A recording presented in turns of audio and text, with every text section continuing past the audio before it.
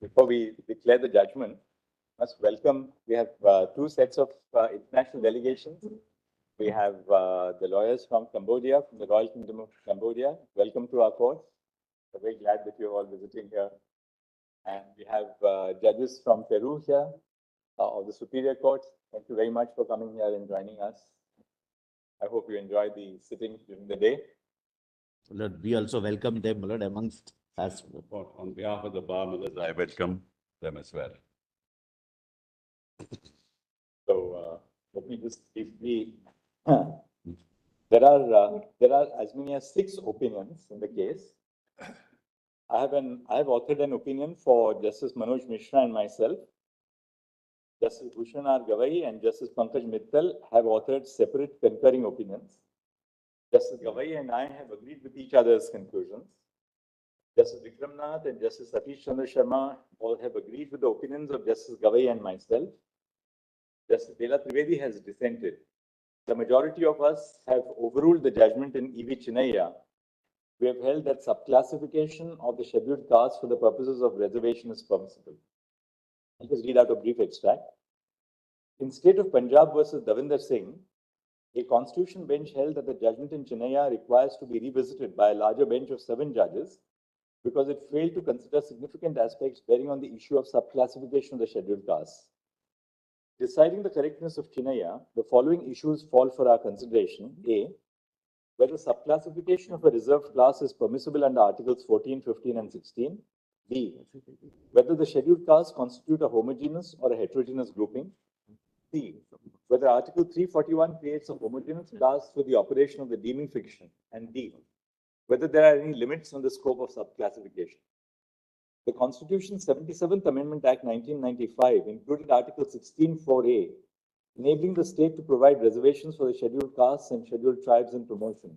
The Constitution's 82nd Amendment Act 2000 added the proviso to Article 335 stipulating that lowering the standards of evaluation will not be inconsistent with the maintenance of efficiency. The amendments recognize the difficulties and struggles faced by members of the scheduled castes and the scheduled tribes during promotion. In a formal sense, the criteria of selection for promotions a priori excludes the members of the scheduled castes and scheduled tribes because the criteria which are considered to be appropriate are not accessible to them. In a more informal but substantive manner, the members of the scheduled castes and the scheduled tribes are often unable to climb up the ladder because of the stigma of incompetence held against candidates who are selected through reservation. The stereotype operates against them because they are externalized as affirmative action beneficiaries or quota candidates. The amendments recognize the discrimination through the operation of both human conduct and recruitment processes. They are an emphatic repudiation of the binary of reservation and merit. Article 14 of the Constitution permits subclassification of a class which is not similarly situated for the purpose of the law. The court, while testing the validity of subclassification, must determine if the class is homogeneous and an integrated class for fulfilling the object of the subclassification. A class which is not integrated for the purpose can be further classified upon the fulfillment of the 2-pronged intelligible differentia standard. In Indra Sawhney, this court did not limit the application of subclassification only to the other backward class. This court upheld the application of the principle to beneficiary classes under Articles 15(4) and 16(4). Article 341(1) does not create a deeming fiction. The phrase deemed is used in the provision to mean that the castes or groups notified by the President shall be regarded as a scheduled caste. The inclusion of the word deemed in Articles 341(2) and 342(2) does not create a legal fiction, since it does not provide any artificial construction. To that extent, the observations of the 3-judge bench of this court in Puneet Rai versus Dinesh Chaudhary that Article 341(2) creates a deeming fiction are erroneous. Even if it is accepted that the deeming fiction is used for the creation of a constitutional identity, the fiction can neither be extended to other purposes, nor can it create legal consequences that do not logically flow from the fiction. The purpose of the deeming fiction, even if one is assumed, is identification of castes which are the scheduled castes. The inclusion of certain castes within the scheduled caste category is only to demarcate them from other castes which are not included in the category.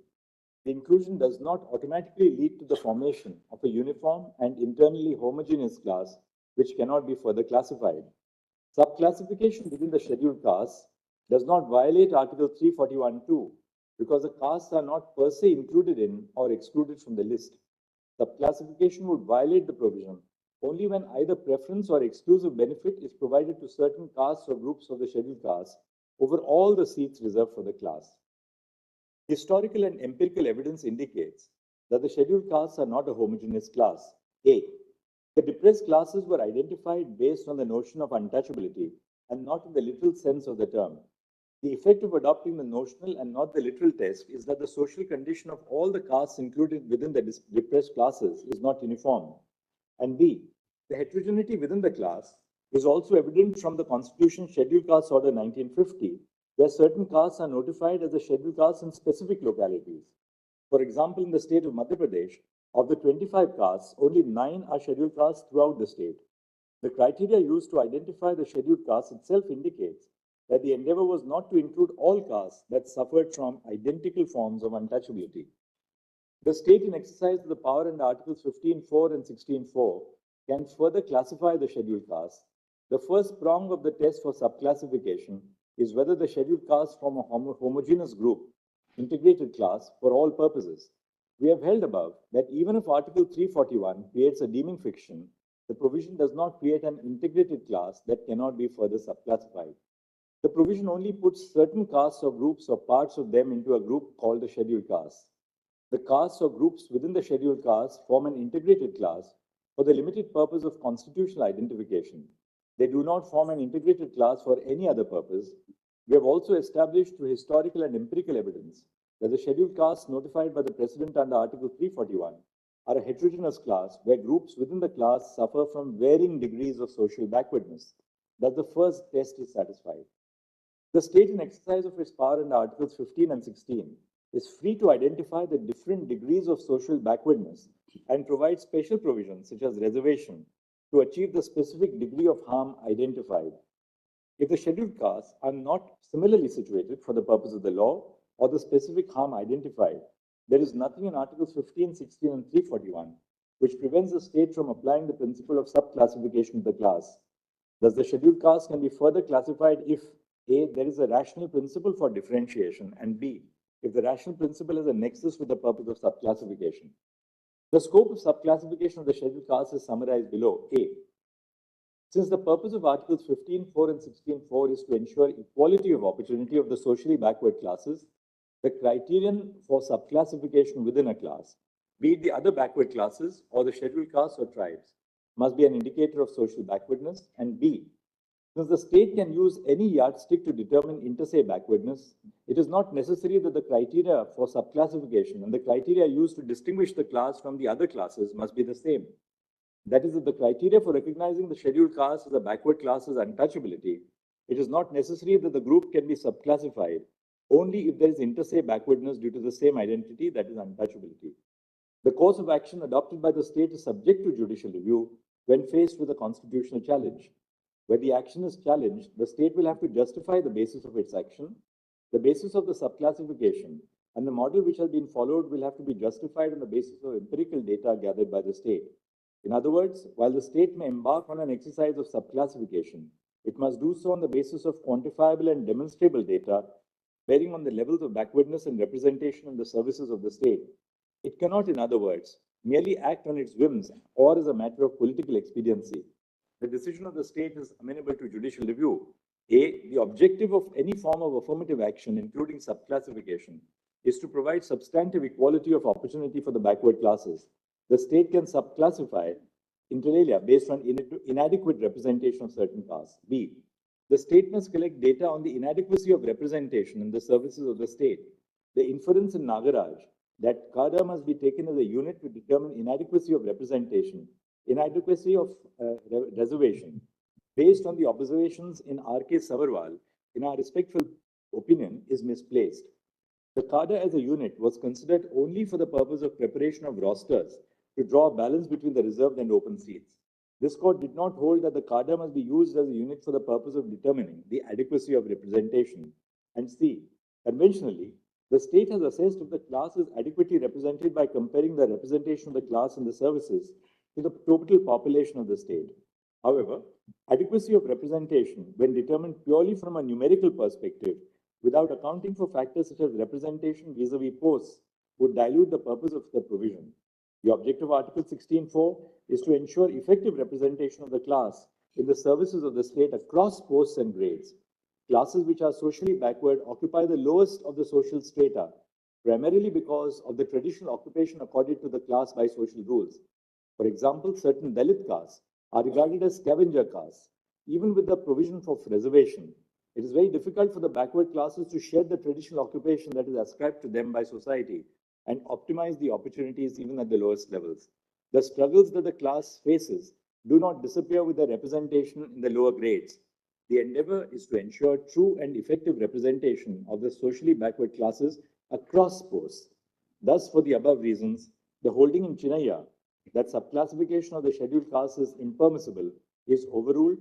The scope and limits of subclassification of the scheduled castes shall be as prescribed in the judgment. The registry is directed to obtain administrative instructions from the Chief Justice for placing the matters before an appropriate. Obliged to not. Just, also, okay.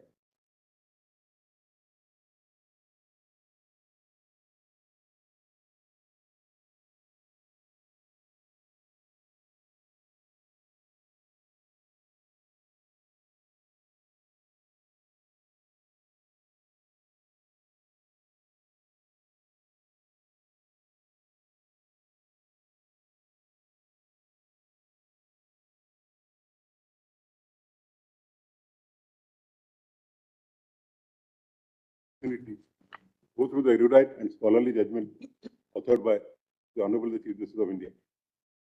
I'm in complete agreement with the conclusions arrived at by the Honorable CJI.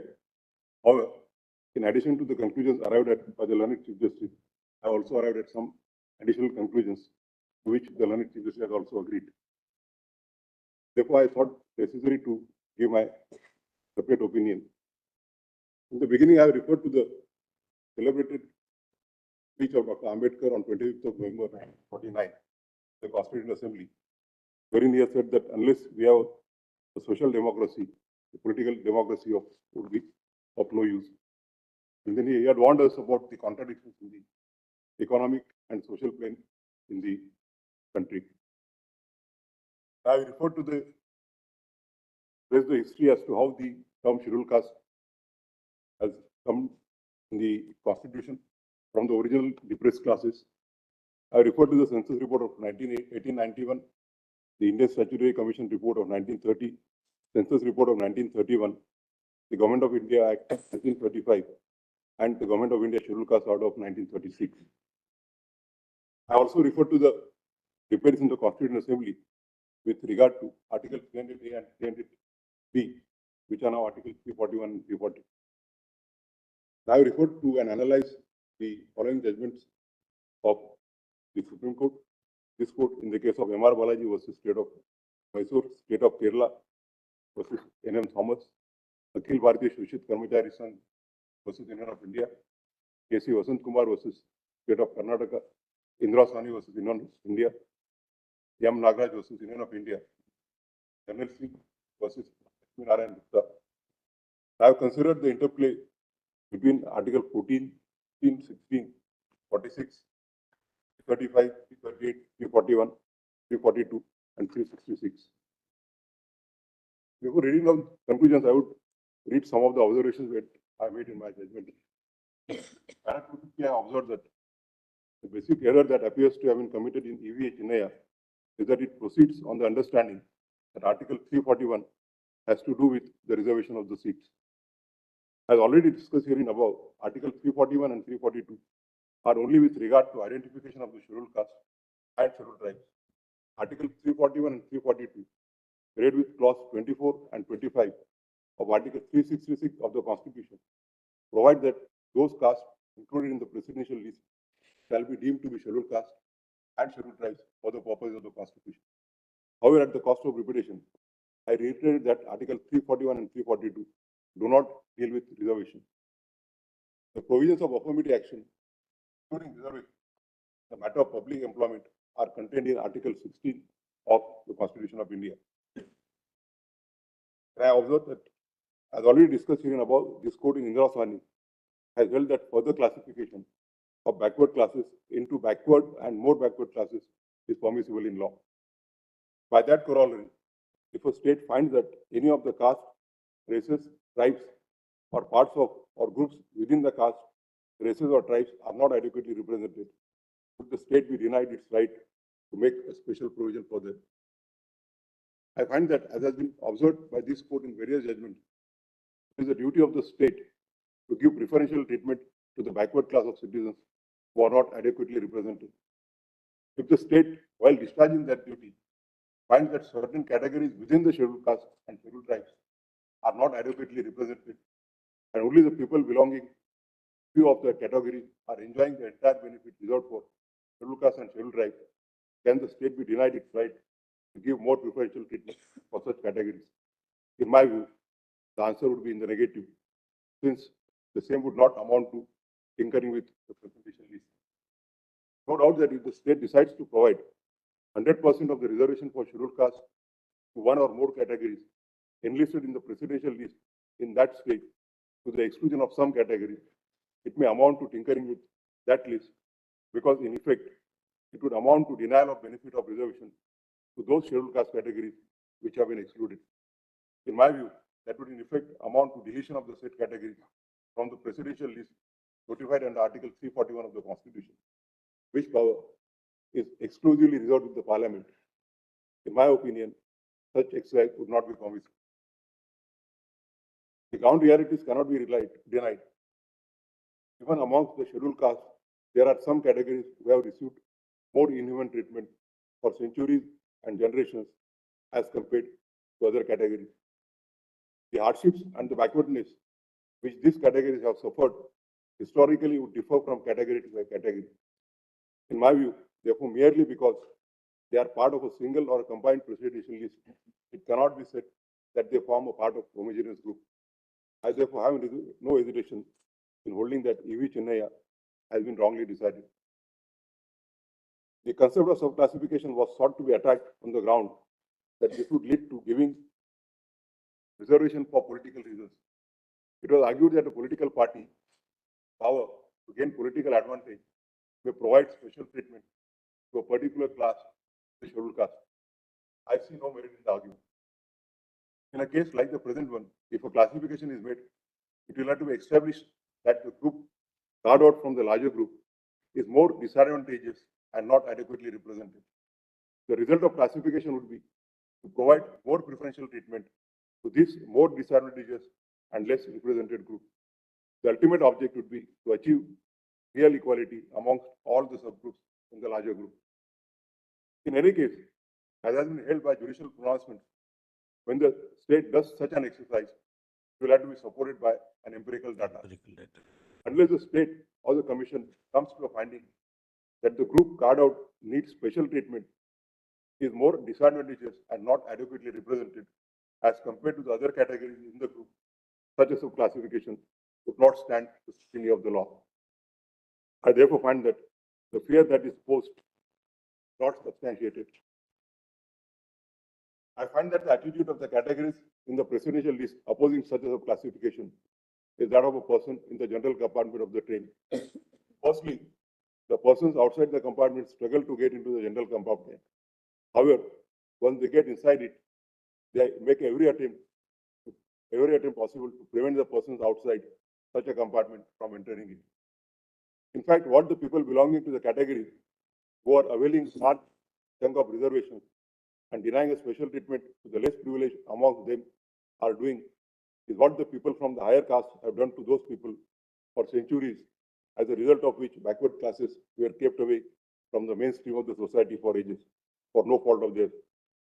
Only on account of the principle of social and economic justice, as enshrined under the Constitution, they have availed themselves of the benefits of special treatment. However, when the state endeavors to ensure that the said benefit percolates to more underprivileged and less adequately represented, the sections from the scheduled caste who oppose them stand in the shoes of those who oppress them. In M. Nagaraj, the court also applied the principles of quantifiable data and creamy layer even in case of scheduled caste and scheduled tribes. The correctness of the same was considered by Colonel Singh. So General Singh held that insofar as applicability of quantifiable data on the backwardness insofar as scheduled caste and scheduled tribes is concerned, M. Nagaraj was not correct. However, insofar as the applicability of creamy layer principle even to scheduled caste and scheduled tribe is concerned, it upheld the view taken in Yamraj. In doing so, General Singh is basically relying on the judgment of 7-judge bench of this court in N.M. Thomas. The view taken in General Singh has also been approved in Davinder Singh. The correctness of the view taken in General Singh and Davinder Singh is not questioned. However, in the present reference, we are dealing with the question about equality amongst the group of unequals. I find it appropriate to consider the said issue also.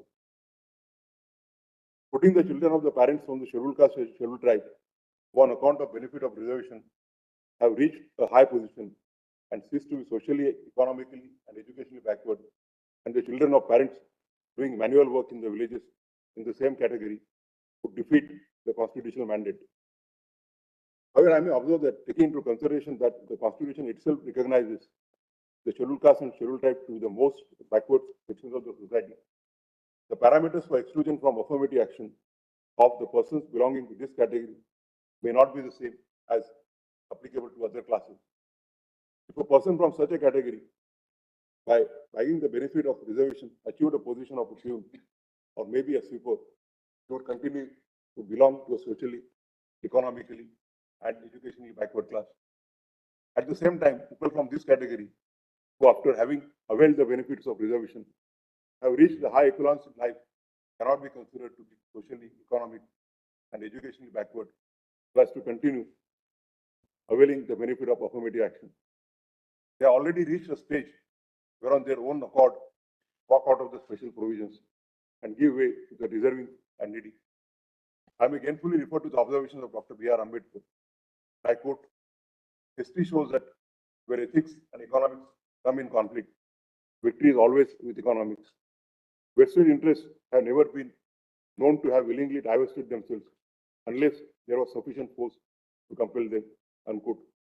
I am therefore of the view that the state must evolve a policy for identifying the creamy layer given to the scheduled caste and scheduled tribes so as to exclude them from the benefit of affirmative action. In my view, only this and this alone can achieve the real equality as enshrined under the Constitution.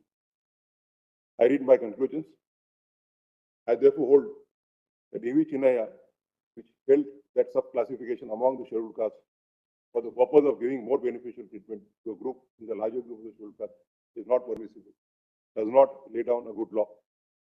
That sub-classification among the scheduled castes for giving more beneficial treatment is permissible in law. That while doing so, the state will have to justify that the group for which more beneficial treatment is provided is inadequately represented as compared to other castes in the said list. That while doing so, the state will have to justify the same on the basis of empirical data that the subclass in whose favor such more beneficial treatment is provided is not adequately represented. That however, while providing for subclassification, the state would not be entitled to reserve 100% seats available for scheduled castes in favor of a subclass to the exclusion of other castes in the list. That such a subclassification would be permissible only if there is a reservation for a subclass as well as a larger class. That the finding of M. Nagaraj, General Singh, and Davinder Singh to the effect that creamy layer principle is also applicable to scheduled castes and scheduled tribes lays down the correct position of law. That the criteria for exclusion of the creamy layer from the scheduled caste and scheduled tribe for the purpose of affirmative action would be different from the criteria as applicable to the other backward classes. Before I part with my judgment, I place on record my deep appreciation for the valuable assistance rendered by the learned counsels. Appreciate. Obliged to Lord.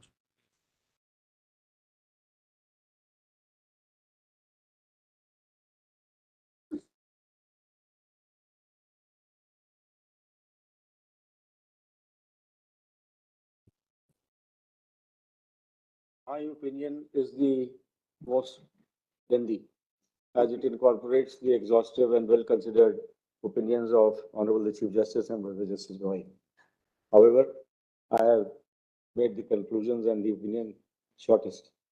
May I read it? I am generally in agreement with the reasons and conclusions arrived at in the opinions of Honorable the Chief Justice and Brother Justice Gawai. In particular, that the holding in E.V. Chennaiya that subclassification within scheduled caste was impermissible, does not lay down good law and stands overruled. Further, any exercise involving subclassification by the state must be supported by empirical data. I am also in agreement with the opinion of Brother Justice Gawai that creamy layer principle is also applicable to scheduled castes and scheduled tribes, and that the criteria for exclusion of creamy layer for the purpose of affirmative action would be different from the criteria as applicable to the other backward classes. Obliged to Lordship.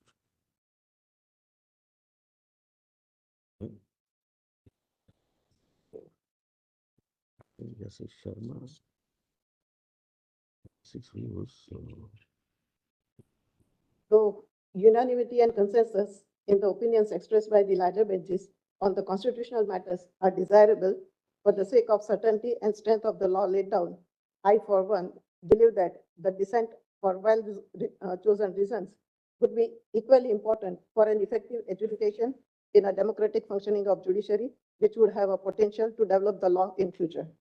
So I respectfully disagree with the opinions expressed by my esteemed brothers. At the outset, I have not approved the manner in which the three-judge bench had referred the matter to the larger bench without assigning any reason.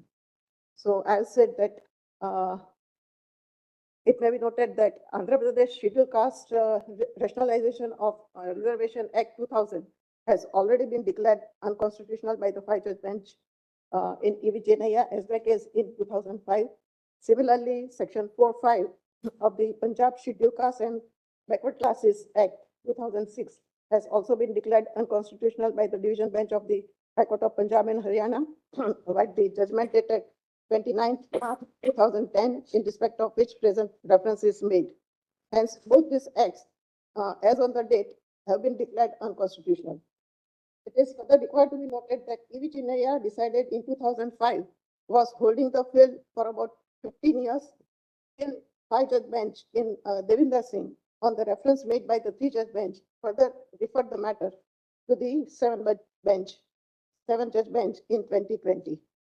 It is noteworthy that three-judge bench had referred the matters to the larger bench without assigning any reason, much less cogent reason as to why it could not agree with the decision in E.V. Chennaiya delivered by the Constitution bench.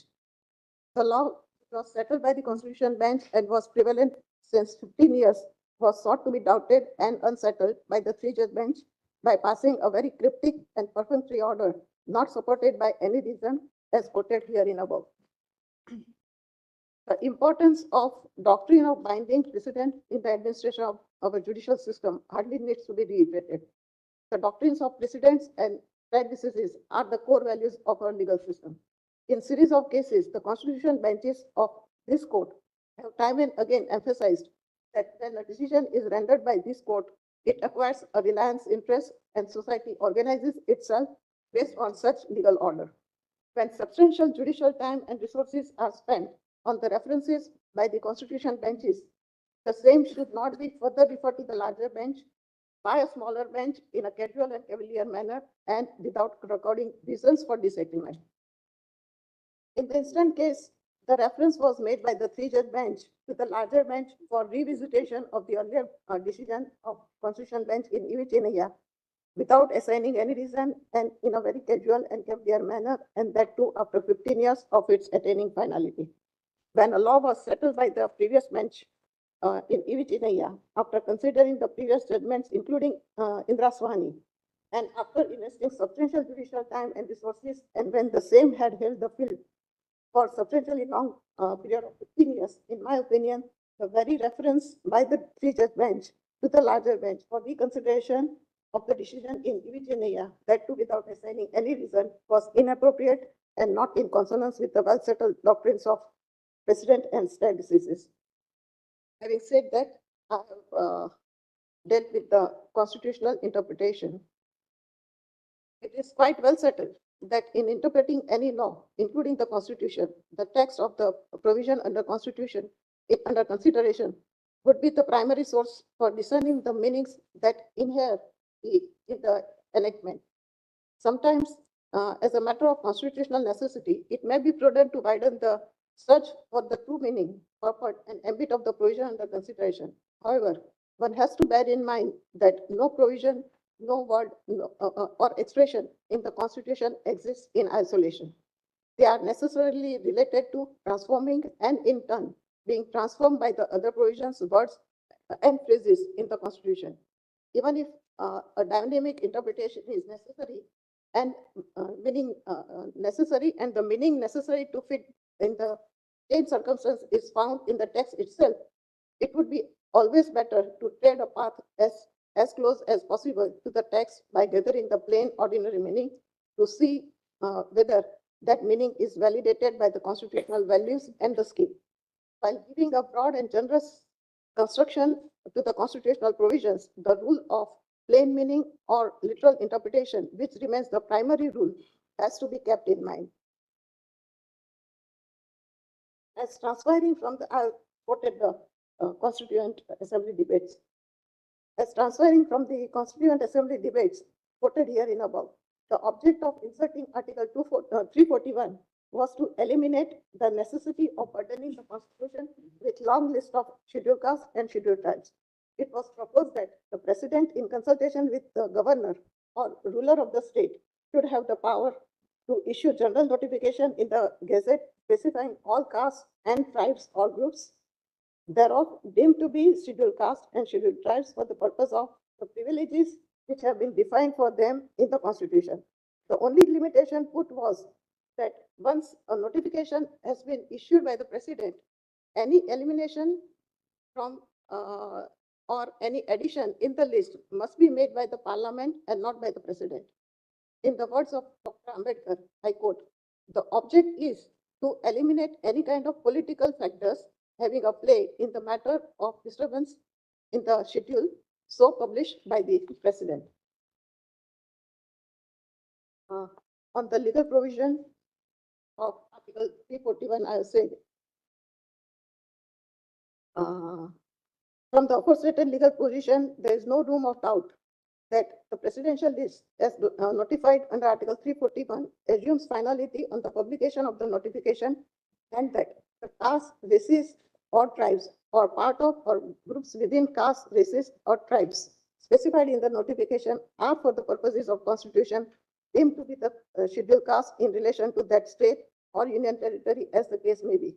It is only the Parliament by law which can include in or exclude from the list of scheduled castes specified in the notification notified in clause 1, any caste, race, or tribe, or part thereof, or group within any caste, race, or tribe.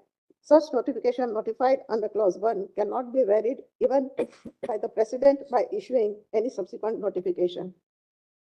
Scheduled castes are not a caste within the ordinary meaning of caste. It is by virtue of notification of a President under Article 341 that the scheduled castes come into being. Though the members of the scheduled castes are drawn from different castes, races, and tribes, they attain a new special status by virtue of the presidential notification. A bare reading of Article 341 brings out the quintessential concept that scheduled caste is an amalgam of castes, races, groups, tribes, communities, or part thereof, and is a homogeneous group, and that once notified by the presidential list, they acquire special status of scheduled caste, which cannot be varied except by the Parliament by law. On the state's competence to enact the law, I have said that though the executive power of the state government is coextensive legislative power of the state legislature, none of the entries, either in list 2 or list 3 of the 7th schedule, confers any legislative power upon the state to rationalize the reservation by subclassifying or subdividing the caste enumerated in presidential list prepared under Article 341, as was sought to be done by the state of Andhra Pradesh, nor does it confer any power to provide or reserve the quota for a particular caste or caste from amongst the scheduled castes enumerated in the presidential list prepared under Article 341 of the Constitution, as was sought to be done by the state of Punjab and Haryana. In absence of any executive or legislative powers, The states are not competent to divide, subdivide, subclassify, regroup the castes, races, or tribes from amongst the scheduled castes, nor could it give any preferential treatment by reserving a quota for a particular caste, race, tribe out of the quota reserved for the entire scheduled caste. So subclassification or subdivision of caste amongst the scheduled caste by the state for the purpose of reservation per se may not amount to inclusion or exclusion of any caste from the presidential list of scheduled castes. It would certainly amount to tinkering with or varying the notification notified under clause 1, which is clearly prohibited under clause 2. When all castes, races, or tribes enumerated in the presidential list are deemed to be the scheduled caste for the purposes of constitution, any preference given to or any quota reserved for a particular caste or race or tribe out of the quota reserved for the entire class of the scheduled caste for the government jobs by the state would certainly deprive the other members of the scheduled caste from having the benefit of reservation to the extent the quota is reserved for such particular caste or caste. Any such action on the part of the state would not only tantamount to discrimination in reverse and violation of Article 14, but would also tantamount to tinkering with the Article 341 of the Constitution. Article 15(4) is an enabling provision which enables the state to make special provision for the advancement of any socially or educationally backward classes of citizens or for the scheduled caste and scheduled tribes, and clause 5 thereof enables the state to make special provision for them in respect of admission to educational institutions. Similarly, Article 16(4) enables the state to make any provision for reservation of appointments or posts of any backward class of citizen, which in the opinion of the state is not adequately represented in the services under the state. These provisions under Article 15 and 16 are merely enabling provisions and could not be treated as a source of power to legislate the law for subdividing or reclassifying or subclassifying or regrouping the caste, races, or tribes enumerated as scheduled caste, which have acquired special status by virtue of Article 341 of the Constitution. On the affirmative action, I said, under the guise of providing reservation or under the pretext of taking affirmation action for the weaker of the weakest section of the society, the state cannot vary presidential list and tinker with Article 341. Such power, if exercised by the state in absence of any executive or legislative power, would be colorable exercise of powers. It hardly needs to be reiterated that the idea conveyed by the doctrine of colorable exercise is that although apparently a legislature in passing a statute purports to act within the limits of its powers, yet in substance and in reality, it transgresses its powers, and transgression being veiled by what appears on proper examination to be merely a pretense or disguise. As well settled, the whole doctrine of colorable exercise is based on the maxim, you cannot do indirectly what you cannot do directly. Any action of the state in the name of affirmative action, if not permitted by the Constitution, could not be validated or vindicated by the courts by molding or tinkering with the specific provisions of the Constitution. In view of the above, I am of the opinion, I've discussed Indra Sahani and Nagaraj and Janil Singh, and then I've said, I am of the opinion that Indra Sahani had sought to define backward class in terms of social backwardness while considering the ambit of backward class for the purpose of Article 16(4). It did not deal with the issue for the scheduled caste or scheduled tribes, particularly in the light of Article 341 or 342. Rather, it categorically kept the scheduled caste and scheduled tribes outside the purview of consideration. The scheduled caste being the most backward class amongst the backward classes and having acquired special status by virtue of Article 341, the question of defining backward class scheduled caste did not arise and rightly not dealt with in Indra Sahani for the purposes of Article 16(4) of the Constitution. The affirmative action of the states have to be within the constitutional framework, and if they are not, the courts cannot ratify the same by bending or molding the specific mandates contained in the Constitution. Article 142, even with the width of its amplitude, cannot be used to build a new edifice where none existed earlier by ignoring constitutional provision, dealing with the subject, and thereby achieve something indirectly which cannot be achieved directly. The action of the state, though well-intentioned and affirmative in nature, if violates the specific provisions of the Constitution, cannot be validated by the Supreme Court in exercise of its jurisdiction under Article 142. The removal of inequalities or remedy to remove inequalities cannot be permitted at the cost of violation of the specific provision of the Constitution. When the wordings of the provision of the statute, in the instant case, Article 341 of the Constitution, are clear, as also the intention of the draftsman of the Constitution, the court cannot add or subtract the words from such provision to give it a meaning which the court feels would achieve the goal of social transformation. Sometimes the affirmative action and the Constitution intersect with each other in complex ways, as affirmative action policies are framed by the states to promote diversity and to address historical inequalities, while the legal frameworks have to ensure that these policies are implemented within the bounds of the Constitution. The implementation of the affirmative action policies must align with the constitutional and legal principles, particularly those related to equality and non-discrimination. In short, the affirmative action and the legal frameworks, though both aim at more equitable society, they must navigate complex legal principles to ensure fairness and constitutionality. I am therefore of the opinion that the law laid down by the 5-judge bench in Ivicinea is correct and deserves to be confirmed.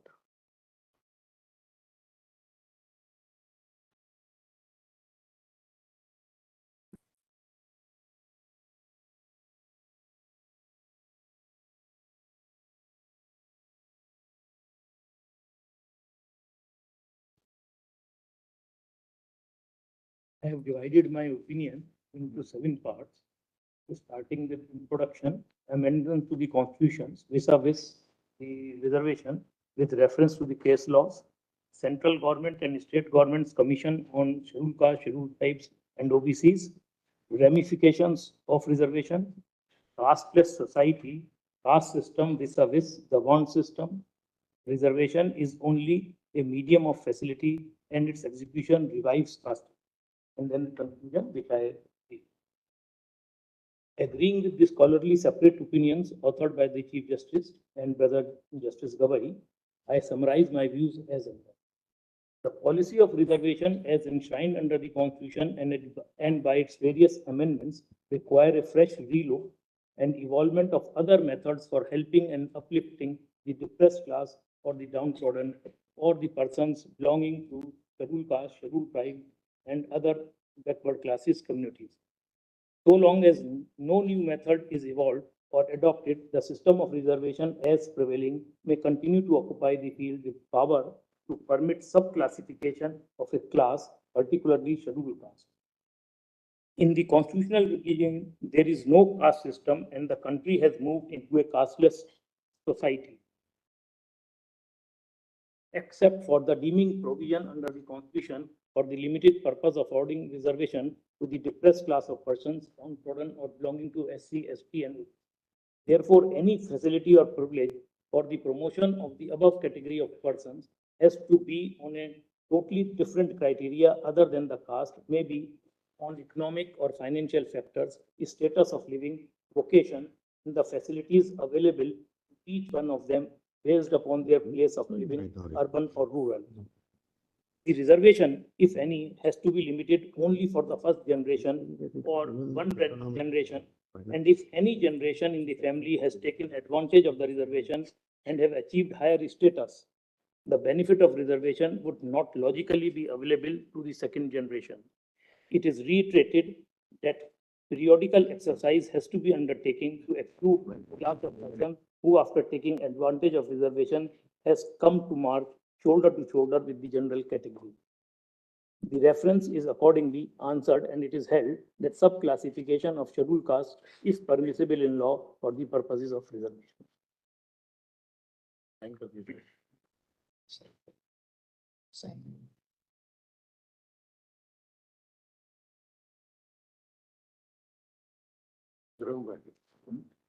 Justice Sharma.